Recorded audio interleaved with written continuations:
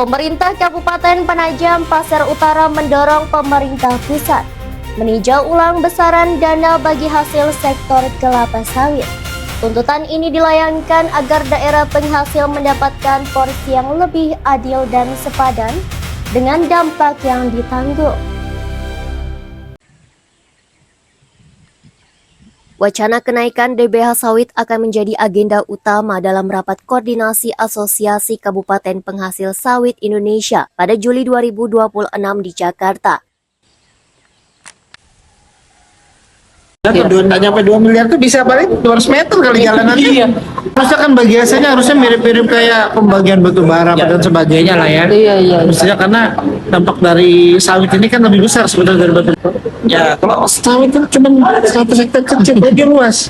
Pasti dampak sosial di masyarakat tinggi dan gesekannya lebih tinggi. Dengan masyarakat memakan wilayah yang luas, gesekannya tinggi. Harusnya mendapat pemerintah daerah, khususnya masyarakat di daerah itu bisa mendapat manfaat lebih tinggi daripada yang ada. Kita berharap dari rakor itu menghasilkan beberapa poin penting untuk kemudian bisa memberikan manfaat untuk kepada seluruh kabupaten kota, kabupaten lah penghasil sawit yang lebih besar. Karena selama ini kan bagi hasilnya cuma 4% apa 8%. Kecil sekali untuk daerah. Dibagi penghasil dengan non penghasil, bahkan bayangkan Balikpapan bisa dapat. Ya kan? Sementara masalahnya di kita jalan rusak, CPO ngangkut mobilnya dengan kapasitas yang sama dengan batu bara tapi lewatnya jalan umum. Tapi jadi tanggung jawab daerah ya kan, ini masih banyak faktor. Kita ingin supaya daerah bisa dapat manfaat lebih lah daripada yang kita terima sekarang.